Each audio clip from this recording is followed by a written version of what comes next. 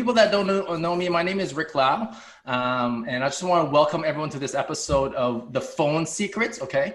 And so just as you know, I'm on a mission, and my mission is like, how can I actually help as many clinic owners around the world, Australia, Canada, the US, to be able to get more new patients over the phone during this pandemic, right? You know, and so in each like web class or in each episode, I'm going to interview world-class like experts and marketers like Paul Wright, you know, so we can actually learn from him, and so we can easily implement this stuff into our practices like the next week. So I am super like pumped to have Paul here, and just a bit about myself is that like I also work with a lot of clinic owners inside our community, work with them, like a lot of them are Canadian, and we work with them on systems and processes and how you scale your business and marketing.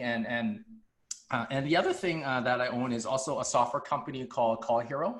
And what we do is we help clinic owners, dentists, physiotherapists, chiropractic, massage therapists, naturopath, to be able to use call metrics and call recording, to be able to use as a front desk training tool, to be able to convert more of your marketing phone calls into new patient, you know.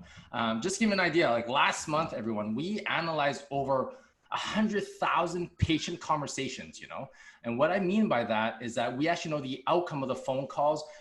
Did they book? Did they not book? Why they didn't book? And so we have a lot of like data in terms of like what works and what doesn't. And I'm going to share a bit of that with you. And you can see that a lot of our customers are pretty much spread out across Canada and the US and also in Australia, you know. And so I am super pumped to actually be able to work with you to share some of the stuff that I've learned with phone scripts and conversion rates. And we work with small clinics and also with big clinics. You know, Shafiq here owns 20 clinics in Ontario.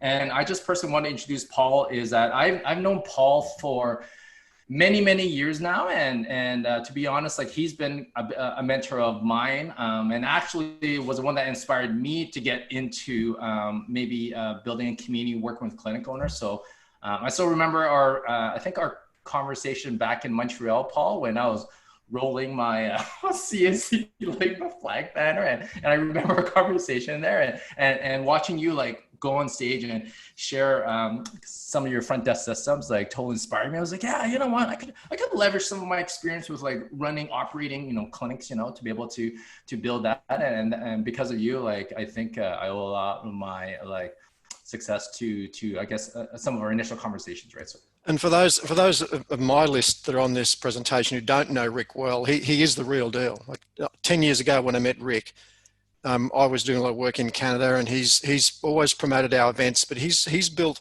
3 $10 million healthcare companies in Canada. So he is the real deal.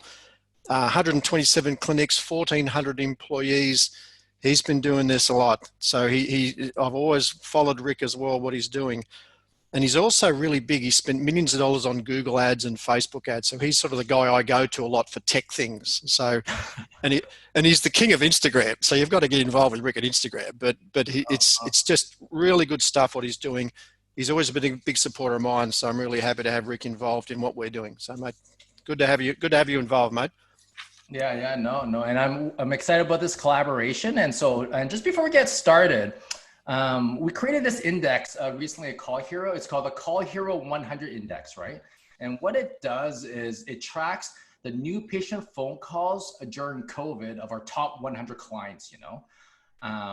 And so you could, and Paul, like when you see this, like, what do you see here? And do you feel like a lot of, like, does this like kind of, yeah, what do you see here when you see this, Paul?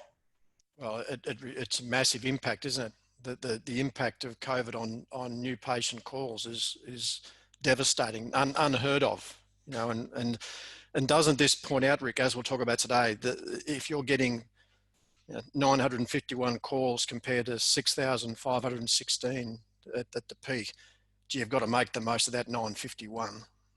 Yeah. It's interesting. If you track this over the period, you know, if January is 100%, you know, this is before COVID was a thing, you could see that, you know, that number, like as COVID got worse and worse with the shutdowns, you know, with our clients, with our top 100 clients, you know, like the new patient calls dropped from 81% to 46% to 15%, you know, now with like things reopening again with like the different phases, you know, back in June is at 74%. And what's incredible is that if you look at a lot of the where people is at in terms of like their June revenue numbers, a lot of people are back at 80% of pre-COVID numbers, right? You know, so there's this massive correlation with like new patient calls and revenue, you know, so. And across Australia, Rick, because we weren't as heavily closed, we weren't as forced to close as many of you guys in Canada were.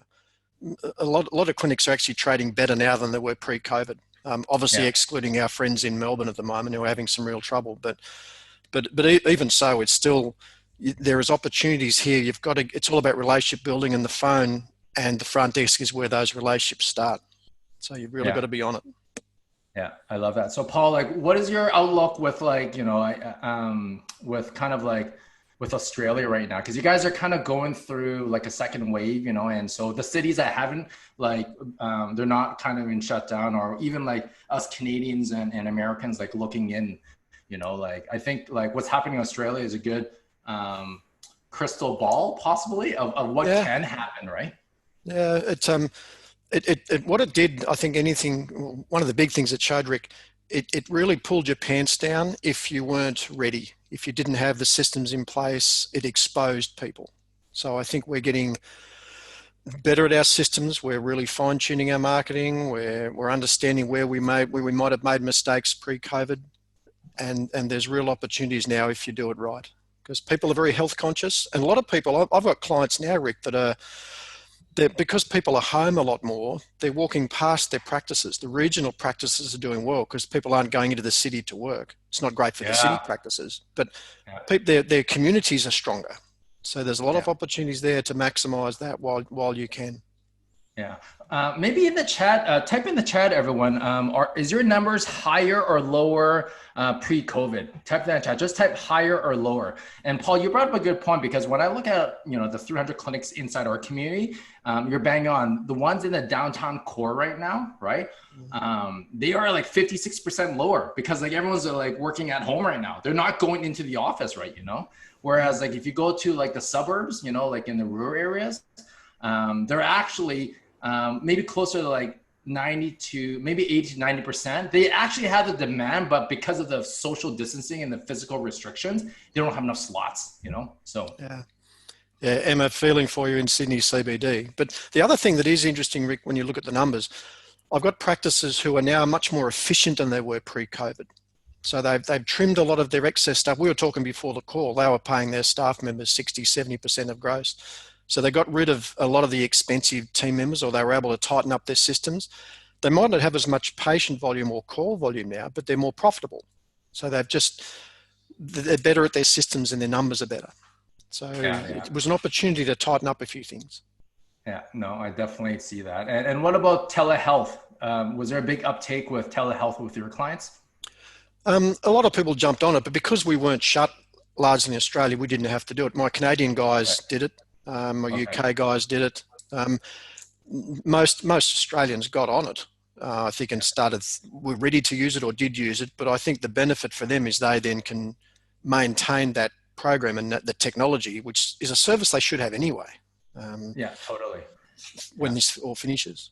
Well, you know what's crazy is that, like, you know, like in Canada and also in the US, some of the insurance companies are saying, hey, go treat your patients at home. We're going to pay for it, you know? So why would we not do something like this, you know? So it's crazy, you know? And it's interesting is that, like, in the very beginning, when COVID happened, like everyone just rejected it, you know?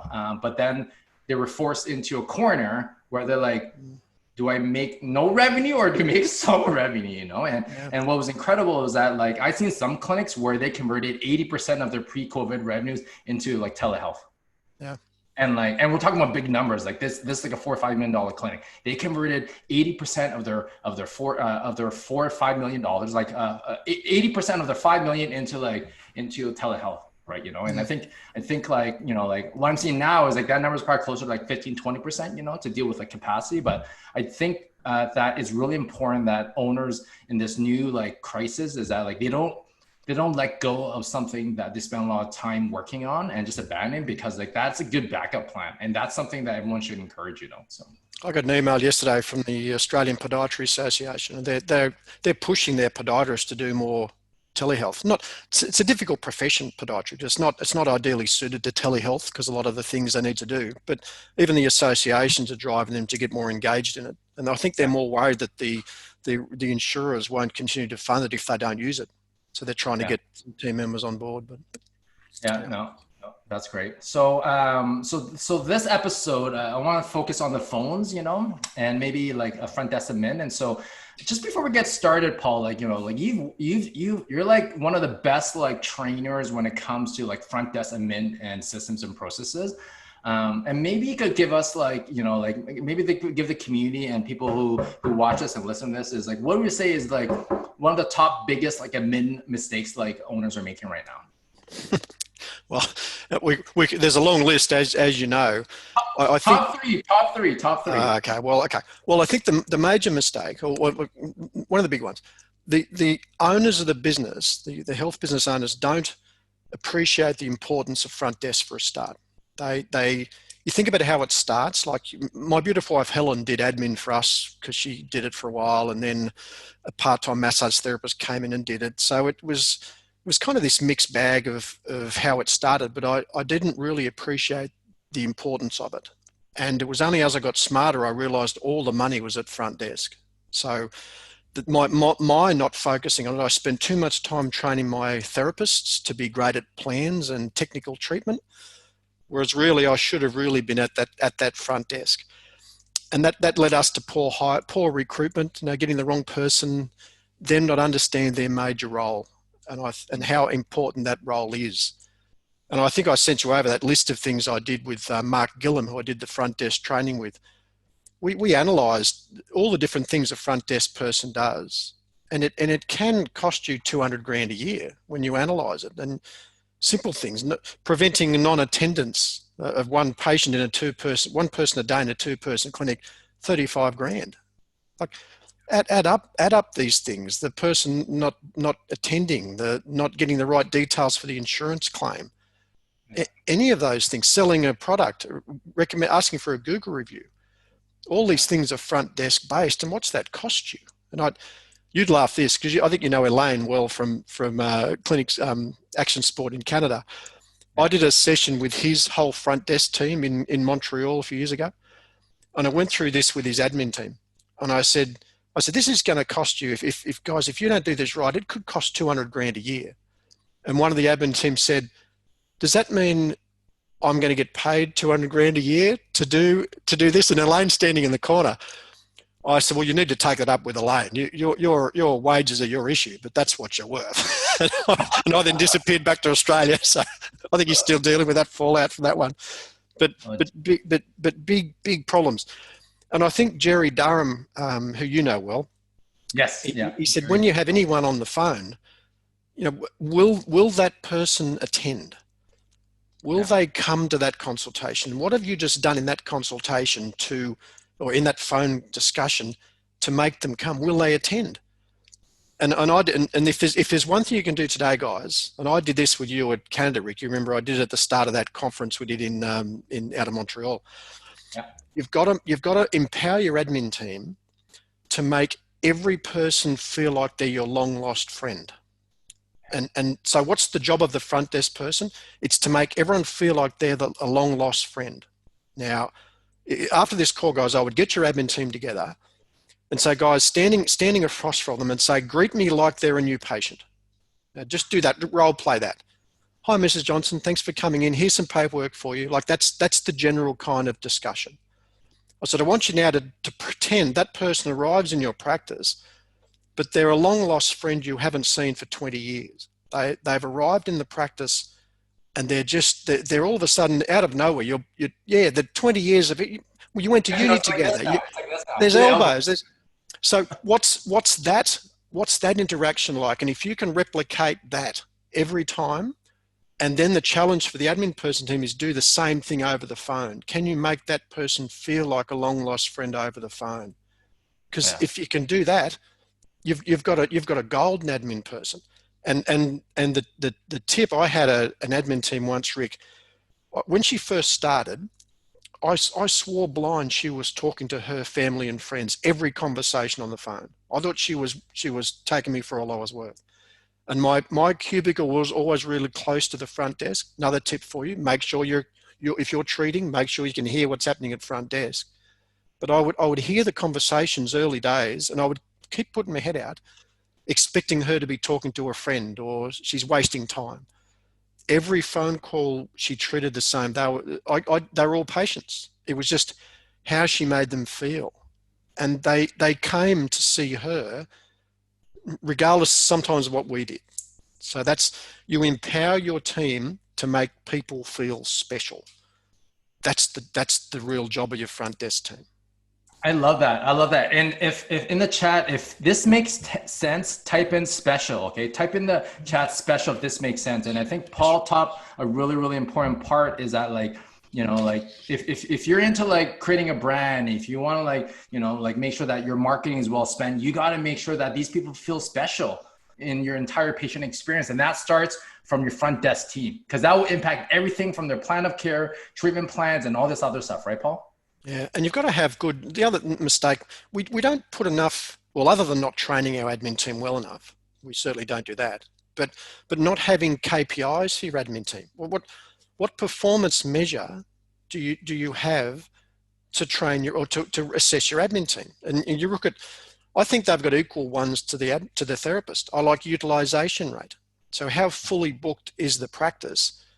That's the job of the admin team as much as it is of the therapists. So it's the old aeroplane analogy, Rick. If the plane takes off and there's an empty seat, you can't fill it once the plane's taken off. So you know, you're not putting a person 3 days in advance. If the person rang and wanted a spot and there was no spot available, but then it becomes available, they contact that person and move them forward so they fill the book.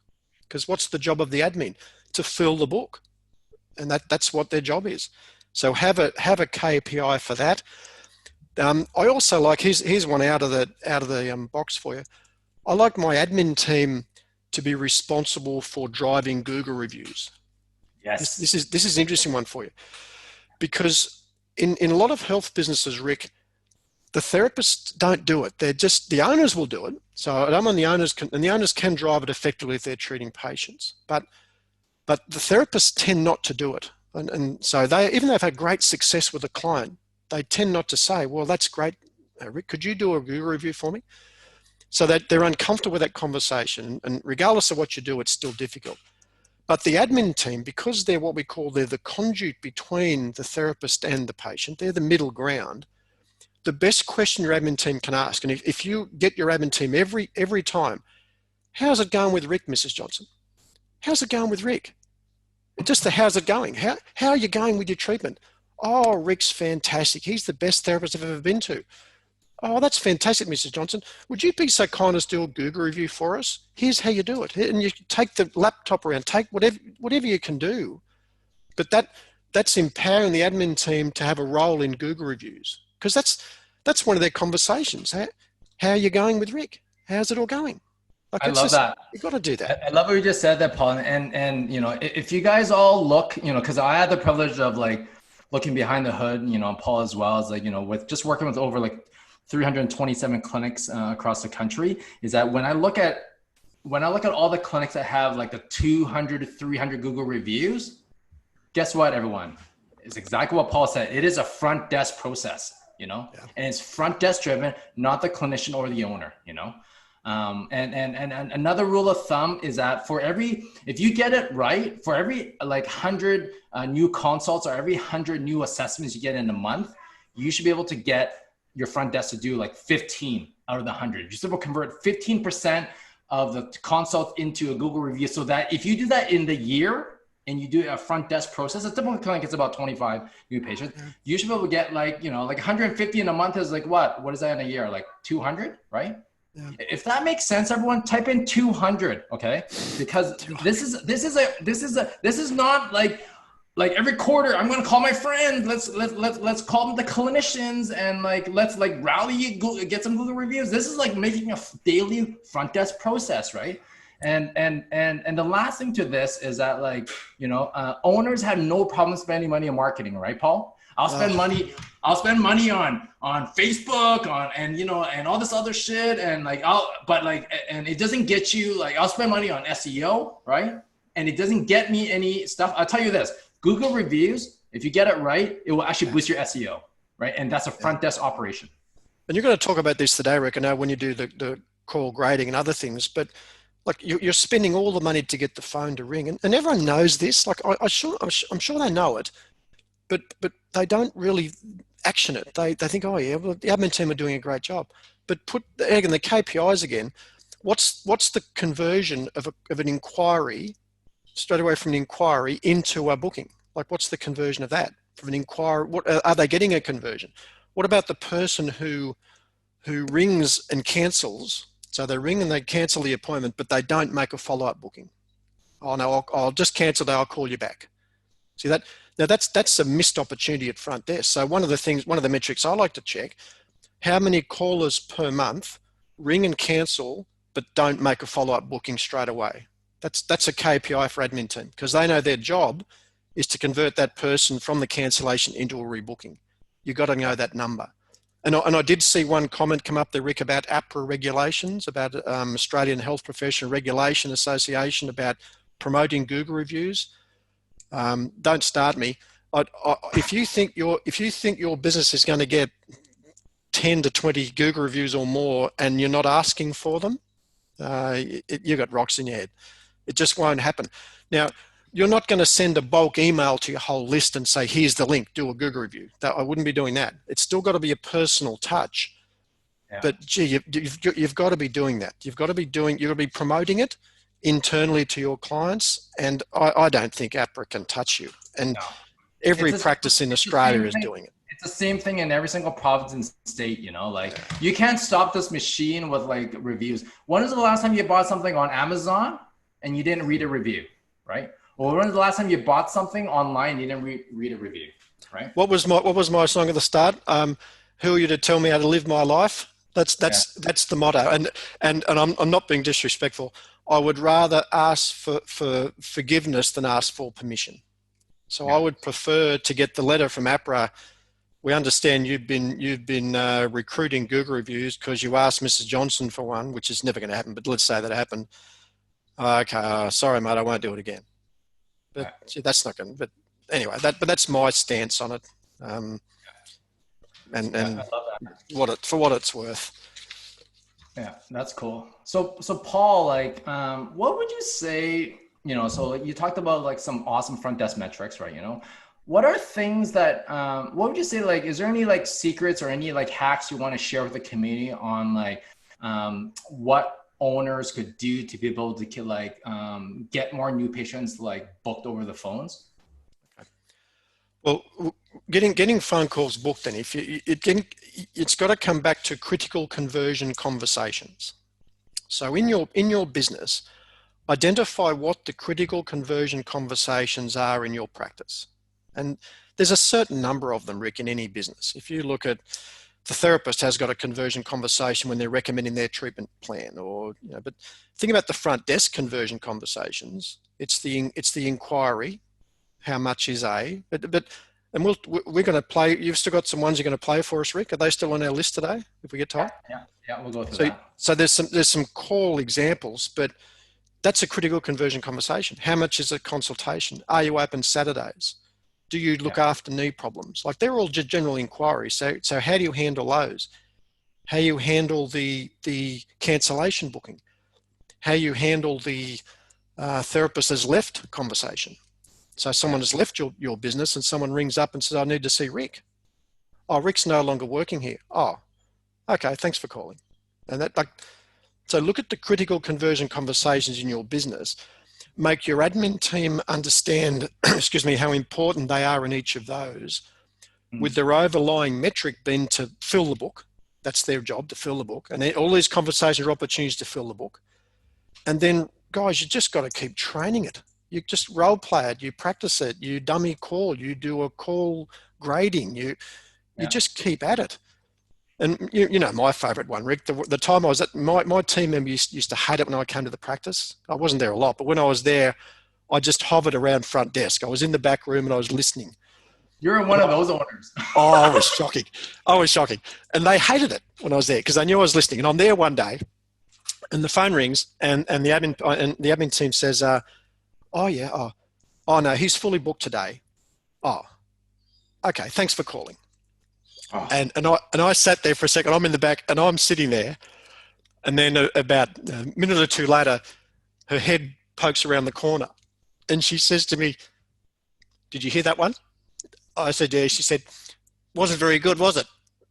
I said, "Well, look, let's talk about it. Could we have done better?"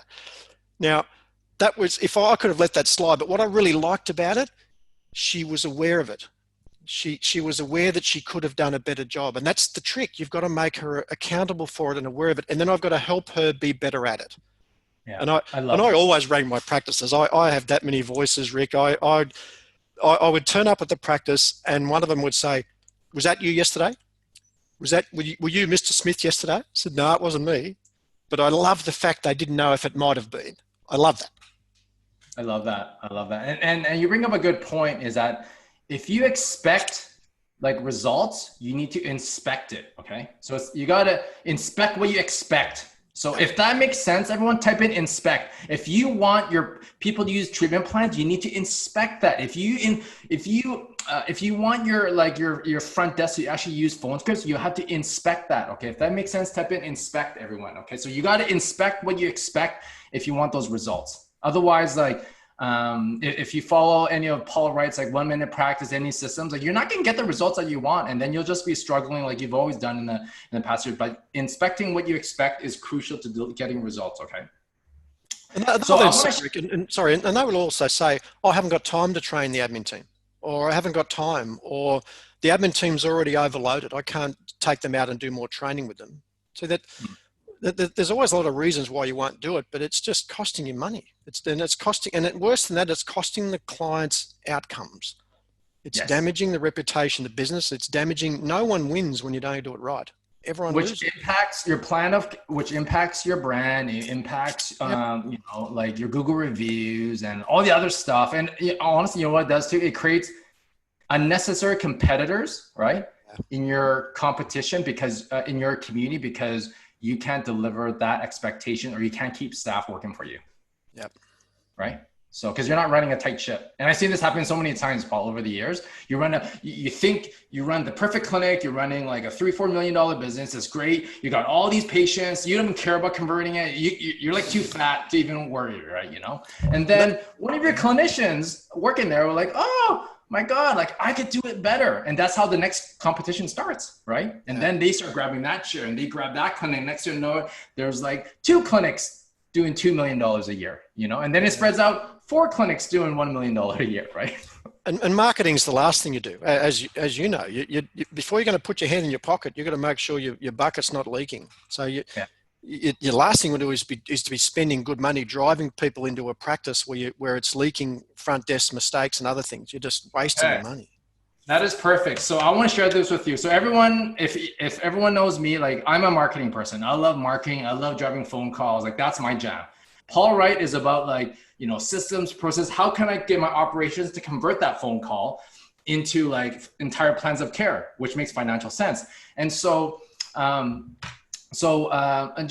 for the people that inside my community, like, right now, like, we're working with about like a dozen clinics right now inside our community, and we're just doing Google ads, right? And we're working really good campaigns. And I want to share the results we had from last week. And I want to read these results. And I want to hear from not only Paul, but from the audience, like, what do you see? Like, where am I fucking up here? Okay. So in this case is that last week I spent $242 on Google ads. And out of that, I got our clinics 3 email submissions and 10 phone calls. Okay. So I had a total of 13 conversions off Google ads, right? And it worked out to be $18.68 per call. Okay. Like per lead. Is that a good number, Paul? $18 per lead on Google ads? Well, before you know it, you've got to know what's the lifetime value of the client. So if they're coming once and you're paying your therapist 60% of gross, and your rent's costing you 10%, and your admin's costing you 10%, you're losing money. So do we know what's our lifetime value? How often do they come back typically? What are they going to spend, and what's our margin? So Yeah, that totally. could be profitable. It might be good. It might be bad, depending on what your back end's like. Yeah. So, and here's the back end. So from a marketing side, I'm delivering the results. I'm getting you 19 bucks a phone call. That is cheap, by the way, everyone. $19 for a phone call is cheap, everyone. Okay. Here is where the problem is. I'm generating 13 of these like leads. The clinic is only answering 50% of the time. Okay. Okay. Answer rate of 50%. We see that on CallHero. And out of the ones that they answered, Paul, they only booked one. Okay. Oh. So the cost per booked is $242. Okay. So everyone type in the chat, like, what would you do differently? Like if you own this clinic, okay? And I got you 13 phone calls, okay? I got you 13 leads. What would you do differently? Okay. So Paul, like, what do you see here as like a glaring mistake? Well, what's happening at the front desk? Why are we only converting 1 out of 13? Like what's the conversion conversation? What happened in that? How long was it between the inquiry and the follow-up? What was the steps? 18 bucks for a new call. I'd take that every day of the week because I know my back end, but not with a 1 out of 15 or 13 conversion. Yeah, this is horrible, guys. At the end of the day, is that it's costing you $242 booked. Okay. And so if you do Paul's math, by the time you pay your therapist, your rent, and all this other stuff, and maybe the value of your customer is like maybe 600 bucks a year or 1,000 bucks a year, there's not a lot of like money left, right? Like the numbers don't make sense. The big mistake too, Rick, is people, let's say they've got someone doing their Google ads, and the Google ads guy will happily tell you they got you 20 clicks or 30 clicks or whatever they got you. Yeah. But if you don't know what happened to those clicks and did they convert to clients, you're still flying blind. You still haven't got the metric you need. You've got a front end metric, but is it converting? You got to know your numbers. This is a problem. And here's a good example, right?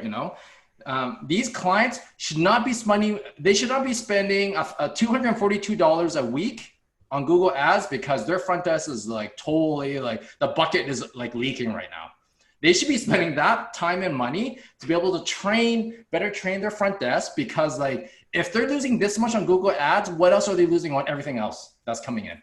Okay. Yeah. If that makes sense, type in front desk, if that makes sense. This is about like making sure your buckets are, because it doesn't matter if you spend more money in marketing, because it's not like you're told, like the numbers are telling that like it doesn't make financial sense for you to spend money on marketing. Yeah. And these people will say, I tried Google Ads and it didn't work, or I tried a certain thing and it didn't work. But there's a problem with the conversion inside their business. And unfortunately, Rick, some owners I know are happy they'll employ the Google Ads guy to do this, because then they can sit back at night and think, oh no, we're doing some marketing. We're marketing the business. We're out there. We've got a guy doing it, and they've just abdicated it and not tracked it. And as a result, they've still got a problem. They wonder why they're marketing their way out of business. Every single week is fairly consistent. I started this during COVID too. Okay. May 16th was the peak of COVID. Okay. Right. But like, you can see the numbers are on it, but you can see that in the last 4 to 6 weeks, it's pretty consistent. It's 20 to 30 bucks a phone call. Right. But look at cost per booked and look at answer rates, it is horrendous. So this is not a one-time thing. This is continuous, right? Are they going to message bank? Is the answer rate, Rick, is that just going to message bank, or they just person's not even leaving a message, they're just hanging up? Majority of the people don't leave a message. It's not if they're like a cold lead. Cold leads will just move on. They'll move on to the next person, right? And that, Paul, right? Like it's just like an existing patient may, but like every single person that you don't pick up, guess what? They're going to like competitor number 2 on Google, right? Or the next Google ads. Because once again, there's no loyalty with like people on Google ads. Like they just move on. Yep. So. And Google Ads guys can be really effective if you get your back end right, because unlike a lot of your referrals, they're not relying on a specific therapist. Like a Google Ads sending someone because of a condition or a problem they've got, they're not searching for John Smith. They're not searching for the owner of the practice. So it's a great way to fill your other therapists if you get your conversion right. I'm going to say this. I do a lot of lead gen. I'm telling Google Ads and doing like webinars are the highest ROI in terms of getting leads and conversions. But like Paul said, you got to make your back end front desk processes like work. Otherwise, like these numbers don't make sense, right? And here's a good benchmark for everyone that's using marketing companies. you want less than $30 a phone call, okay? Type in $30. That's the metric that you're gonna drive whether the front desk is doing a good job, okay? Type in $30. $30 a phone call. If they're not giving you $30 a phone call, get rid of them. And if they're not reporting it to you, get rid of them. Like they need to be transparent with their numbers. Type in $30 if that makes sense, okay? And how you do that, everyone, is you could track your marketing with call tracking numbers, okay? So what that means is you create, do they call the same thing? I think they call tracking in Australia as well, right, Paul? Yeah, same thing. You're just tracking numbers. You create like these different fake, you create, call it fake phone numbers, right? And those phone numbers, you put a phone number on that on your Google ads, you can put that on your Facebook ads. And then from that, you should be able to measure, hey, on Google ads, this campaign, I generated 10 phone calls. And then if you use CallHero, it could also tell you how many was answered and how many was booked. And from that, you should have to be able to measure like, hey, how much did it cost me to get that patient in the door? And then what is my return? Okay. And that's how you're going to judge whether it makes sense or not. Just like the report I showed you here, everyone, you know, $242 booked, cost per lead, you know, and you could do that by creating tracking numbers. And the second thing that I want to bring when it comes to this type of stuff is that like, best way to keep your team accountable is if you want them to answer the phone is to actually measure it. Okay. What we talked about is that if you want them to answer the phone 95% of the time, they need to know that metric and they need to know that each day. Because if they don't know, how do they know to make it better? Like, would you agree, Paul, or no? Yeah. Oh, it's a golden one. It's all about the phone. Like if you're not answering it. I mean, I was at a practice once, Rick. I'm at the front counter just trying to mind my own business, and the admin team's got a lot of stuff going on. The phone rings, they pick up the phone and put it down straight away. Like just picked it up, stop it ringing, and put it down. And she looked up and she said to me, "It's crazy here today," and got back to what she was doing. And well, there's $30. There's whatever he spent to get or she spent to get the phone to ring. Like there's a fundamental problem in the business. Yeah. And here's the thing, like, here's a third thing is, we have this concept called Winbacks, right? So every single person who calls you, every missed caller that calls you that doesn't leave a message, call them back and try to win them back. It's like Paul's like follow-up calls, you know? You want to reactivate like new patients that didn't like leave a voice message, okay? Yep. That's one win back you could do easily, everyone. Super easy. Second thing is all those patients that called you yesterday that did not book, try to win them back the next day, okay? You know, and if that makes sense, everyone type in Winbacks. This is about win back opportunities that didn't book with you or they didn't leave a voice message. And there's two types of Winbacks. And so I think that is like, this is like low hanging fruit, right, Paul? Yeah. Well, you've already got phone's already rung. You've done your work to get the phone to ring. Why didn't they call? If they moved on to someone else, could you do something now? Just following up on that call yesterday, Mrs. Johnson. How's that knee going? That's money for jam. That's what the phone rang, and they've got the biggest thing, guys. The person already rang. They've got a problem. They didn't call you for fun. They're not just filling in their day in lockdown. They rang you because they have a problem, and they want to see if you can help them. That's what this is all about. Yeah, and I'm telling you, Winbacks, everyone, is like the lowest, easiest thing you do. Like you got Shafiq here. Like he made $50,000 last month, like in Winbacks. You know, and you can see it by clinic. Like some clinics are doing 10,000 a month, like 4,000, right? You know, so if you're not answering the phones and all these did not books, call them back the next day or call the people that leave a voice message. Like that's just low hanging fruit, okay? And then what's the other one? Like Karen, a typical clinic in rural Saskatchewan. $4,400 a month in Winbacks, okay? And that's just calling these type of people back, right? So once again, I want to make sure people get this concept. If this is the easiest thing to do that doesn't cost you money, that will get you new patients in the door. Winbacks, type in Winbacks, everyone, okay? I think that is like bank in the money, and everyone needs to be able to like do that before you spend money like in marketing, okay? And owners are probably sitting there thinking about, oh, how am I going to have time to do that? How's my admin team going to do this? How are we going to get time to do it? That's asking the wrong question. What's it costing you not to do it? Like what's it costing you? There's a problem with your business systems. There's the thing you got to do. So don't sit there and say, I can't do this. How can you make it happen? Yeah. Like look at Karen's situation, you know, like Karen's already crushing it. She had the 90, like she gets 1,700 calls in a month. Okay. And she had the 97% answer rate. Like this is like precise. She has a booking rate of 81% and she's still doing Winbacks. Cause by the way, these are gold standards, answering 95% or higher, a booking rate, conversion rate over the phone of 81%. She's still doing Winbacks and that's still giving her $4,000 a month, right? Yeah. 50 grand right there. So you talk about your front desk mistake. That is Karen's like, because she's a Karen. Well, you know, yeah. She's a good operator too. So you'd expect she's a good operator, right? Yeah. He is a great operator, you know, right? So, so I want to do a case study. Okay. So everyone, I want you to listen to this. I want you to listen to this and tell me, is this a good or a bad call? Okay. So listen to this and I'll let me know what you think. Good morning, welcome to Good morning, welcome to Life. I'd just like to make an inquiry as to how much it costs for an initial consultation, please, without healthcare insurance. Okay, that's $105 for the initial consult. And then after that, if you need to come back. If you see one of our senior physios, it's $95, and for one of the physios, it's $85.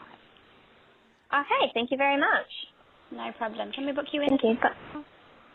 Oh no, I'm just making some inquiries to see the prices so far, so that's fine. Thank you. Not a problem. Thank you. Bye bye. Oh wow. Over and over again, that's happening in practices around the world. Who's had a phone call like this in the last month? Type that in the chat. Type yes if you had a phone call like this in the last month. And if you don't type it in, you're not being honest with yourself, okay? Okay, Paul, this phone call, like, what would you do differently? Okay, first thing I wrote down when I heard that, it's not the admin team's fault. So my first thing was it's not their fault. It came, and you know, one of my favorite expressions, the fish stinks from the head down. So you hadn't trained the admin person to answer to correctly deal with that. Now the big issue, guys, the admin team didn't understand that wasn't the real question. The person wasn't asking how much is a physio consult. That wasn't the question. No different than are you open Saturdays or do you work weekends? Do you have some of that's not the real question. The real question is, can you help me? That's the question that person was asking. And the person didn't do it. And that's why the golden script, Rick, we've been pushing this for years. If you teach your team nothing else after today, almost every call they get, they say the same thing. What have you done? What have you done, Rick? Like, how much is a physio session? Well, what have you done? It's not, they don't want the answer to the question. They just want help for their problem. So that was the problem. The admin team didn't understand their real role. The real role was not to answer the question, but to get a relationship with the person to see if we can help them and then see if we can book them in if we could help them.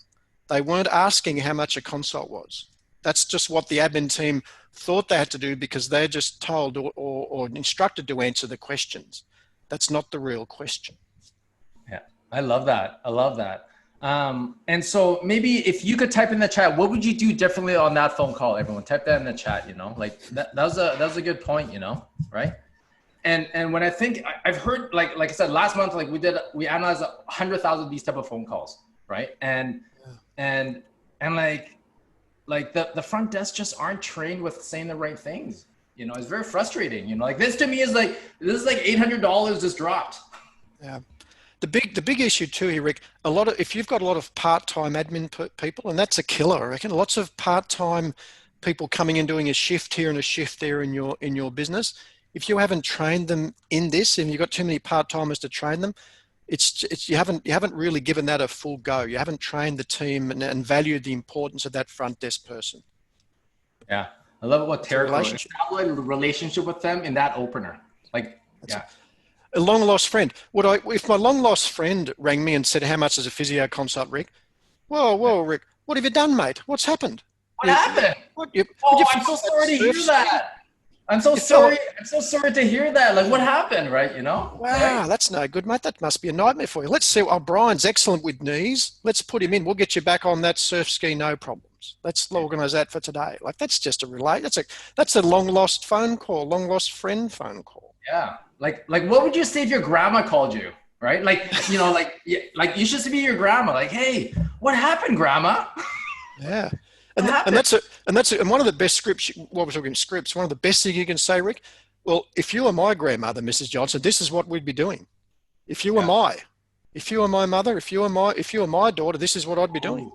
Powerful script. If you love that script, type in grandma, right? Type in grandma if you love that script. If you were be careful who you say it to. You don't want the 30-year-old lady to say, look, if you were my grandmother, I'll be doing this. Be careful who you say it to.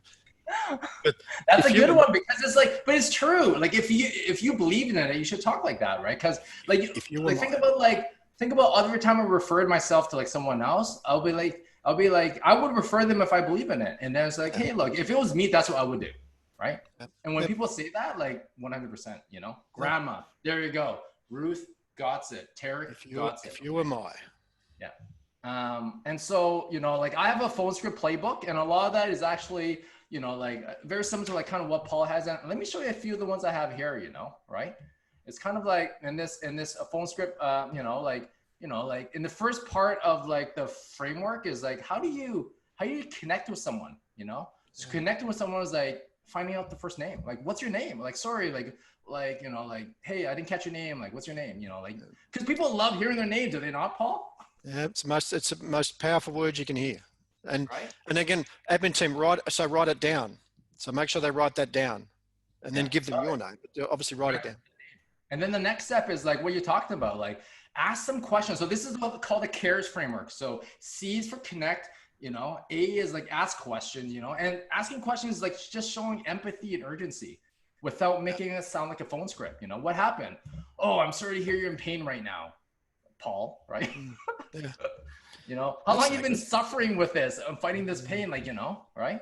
And we talk about, Rick, this significant emotional event. What led you to call us today, Rick? What finally tipped you over the edge, mate? Yeah. Oh, I can't paddle my ski anymore, and I'm being left behind. You know, well, we can't have that, mate. We've got to have you up with the other people. So let's get you in to organise that. The significant emotional event. Why are they there? And this tie it back into the why. Hey, you know, like what happened? Like, if we could solve this, like what would it bring back in your life? Like, what is that like it's stopping you from doing? You know, and it's not usually, they're not coming in for a back pain, you know, they're coming in for the fact that like a good example with me is that like, I've been like, I hurt myself like 2 months ago, Paul, during COVID. I was lifting something. Okay. And like, I'm getting old now. So then it was like my wrist, right? You know, like I kind of snapped it and I just been holding it off. But then like, you know, summer came in, I got a 6-year-old daughter and we ordered a paddleboard. Okay. So I'm paddleboarding and like my freaking hand hurts and my daughter's just crying. And she's like, I want us to paddleboard together. And what driven me to actually call the hand therapist was because I wanted to actually go paddleboarding with my daughter again. Yeah. Right. And then Rick, it's the significant emotional event. What brings you in today? Why did you finally decide to do something about it, Rick? You've had it for a while. Yeah. What led you to do it? And that then ties back to everything. The admin team, we talked about at the start, why would they come? Well, we'll get you back on the paddleboard. Actually, Brian, the main therapist here, who you'll be seeing next week, he treated exactly the same condition last week. And that guy's now in the Olympics. Now, whatever the success story is, you know, that's the success story. Oh, great. Why will they come? Because they're confident that you're the guy to see or you're the people to see. Yeah. I love that. I love that. Hey, if that makes sense, type in paddleboard, okay? This is about like tying in why they actually call. And it's not usually because of their injury. It's back to like something that is stopping them from doing, you know, an activity that's starting them to do, okay? And the therapists do the same thing, Rick. The therapists then have to link back their treatment plan. If you need to see me twice a week for the next 2 weeks, in that time, Rick, we'll do this and this and this. And we'll get you back to paddleboarding by next weekend. What do you think? Yeah. That's the script. Yeah, and think about the whole congruency of happening at the front desk to meeting the clinician at the end of the plan of care, that's the difference between a patient coming on average 6 times versus 12 times. 2 times as much like in revenue. Would you say so, Paul? Yeah, easy. Yeah, cool. And then honestly, like, you know, it's exactly what we're talking about. You know, you ask the questions that shows empathy, you show them results and patient stories, exactly what Paul talked about. You talked about that Olympian. We've helped tons of people just like you. Then you can explain how it works and all the pricing stuff, you know, and then you give them 2 options, right? You know, is 9 a.m. better or 2 p.m., right? Bang. So that's it. So that's kind of the scripts. And so that was wicked, you know? So Paul, I'm going to ask you another question. So, what do you say to a caller? Because right now I'm seeing this a lot in Canada, and so some Americans, is that like, just with the COVID restrictions, like there's the volumes, but there's not a lot of appointment slots, right? And so people don't want to wait 3 weeks for the next appointment, right? So what do you suggest like that the front desk could say to be able to still book that patient that when your next slot is in the next 3 weeks? Okay, when I saw that initially, my big concern was you've got a bigger business issue than front desk, that you've got a 3-week waiting list. So my brain went to, are you too cheap? Are you understaffed? All these other bigger issues came to my head when I saw that, because I think there's a problem with the business. If that's, you know, just because you've got a 3-week waiting list doesn't mean you're maximally profitable. Are these people want to see just the owner? Is there a problem with you don't have a process in place for these people to see other team members? Are they just waiting 3 weeks to see the main person? So there are bigger issues here, Rick. But I would always, again, what's the person, what's their significant emotional event? What are they calling for? What's the big problem? And then if it is a 3-week wait, I would be really encouraging the therapist to try and get on the phone to this person before then. I'd be wanting to build a relationship. Look, I get it's 3 weeks at the moment, but I'll get my therapist to give you a call, and they can have a chat about what we can do in the meantime, just to make sure you're okay. So, is that a telehealth conversion straight away to someone else? Yeah. And I know there's COVID issues, and Lorna, I get your point. COVID restrictions are causing bottlenecks, but that's, you know, is there a solution to that? Can we do more telehealth? Can we get other people to do a screening consult, give them some home things before they make it for their initial consult? Is there a business change? I love you just talked about, Paul, because like when I see the clinics are killing it, and then like just like most clinics are just like, well, yeah, we got 3-week wait list, right? But the bigger clinics are taking advantage of this. Like, you know what? They're actually opening up slots, meaning like they're opening on 7 days a week. They open on the Sundays, they open on Saturdays, they open from 7 to like, 6 to like 8, 2 shifts a day, you know, Yep. Max, right? And they're still doing telehealth. So I don't think if you run it like in the past where like you blame the bottleneck, you blame like COVID, like there's other clinics that are doing complete opposite. They're actually like, opening up capacity. And it might be a different model. It's time to recruit. But you know, you see it with specialists. If you have to wait 6 months to see an orthopedic surgeon, you know that guy's got a limitation on his or girl has got a limitation on their income. There's only so many people they can see. They've got a problem with their model. Yeah. Yeah, and which actually is the next question, is that like, you know, like if someone has like if a caller calls and they're kind of, you sense that they have anxiety about COVID, right? You know, because it's just like a real thing that's happening right now. What would you say in that scenario? What would you say, Rick, if your grandmother called and she had a back problem and she was also nervous about COVID? It's the relationship. It's scary, isn't it, Rick, at the moment? But we're doing this at the moment. We've got these things in place. It's the relationship. It's not just COVID that makes people scared to come to a therapist. It's everything about the experience might make them scared. COVID is just one of the reasons why they might be scared. But we'll think about the risks that someone takes when they come to your practice. Will you be any good? Can you help them? Will you rip them off? Will you pressure them into buying things they don't need? There's all these risks. It's always a risky consultation the first time anyway. COVID is sometimes just it's just another one of the risks, another one of the fears. Allay the fears. Long lost friend. How can you make a long lost friend feel comfortable? That's the role of the admin person. It's no different whether it's COVID or anything else, Rick. It's the same example. Yeah. Oh, that's a good point. You know, I think it's a different version of a problem that we've always had in the past. You know, and the core of it is that the front desk haven't been trained to have a relationship like their grandma or like a lost friend. You know, they treat it like a transaction. You know, They haven't been trained, or they've given too many other things to do that take them away from their key role, filling the appointment book. Yeah. And you know, if that's the case, then you've got a staff management problem. How are you allocating your labour? And you were good at this. You did the call centres.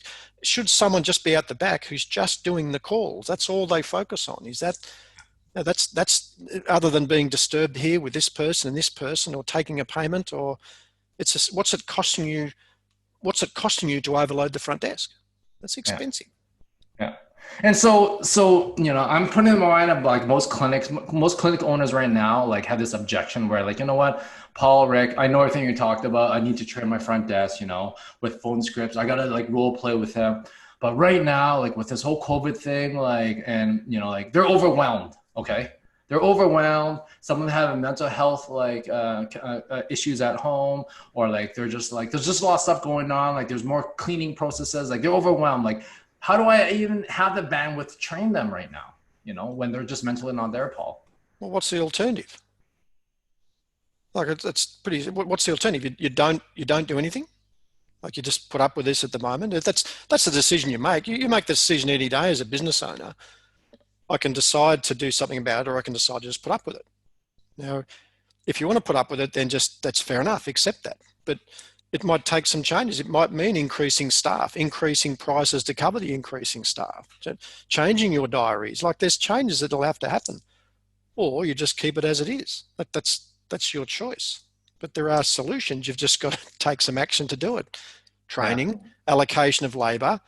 You know, I said to my admin team, I was the worst. I think I was the worst boss in the world, because I would keep adding things to my admin team's to-do list. But that was just my style. I just got them off my desk and onto theirs. But I was very obvious with them, and I was very clear. I say, look, if there becomes too many things on this list, tell me, and I'll find someone else. Don't just not do it, but I want you to tell me if there's too many things, and I'll find a different way. Because I'll just keep moving things off my desk onto yours until you tell me.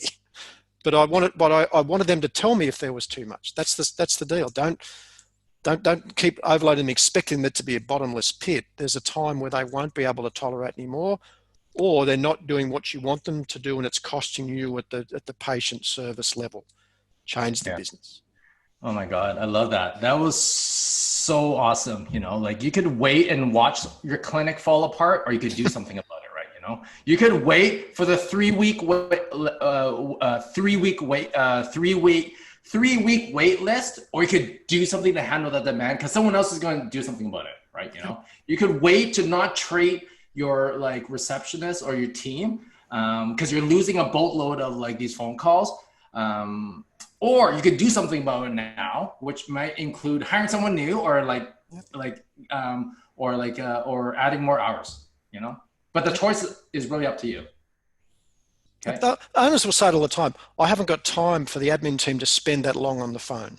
But what's it costing you not to have that conversation? Like by not having the manpower or the time for them to develop that relationship, what's that meaning in terms of dropping off of numbers? And it's easy for you and I to sit in our golden chairs and say, this is what you got to do. But if you know your numbers, you know, I know a client, Rick, who's got a full-time concierge.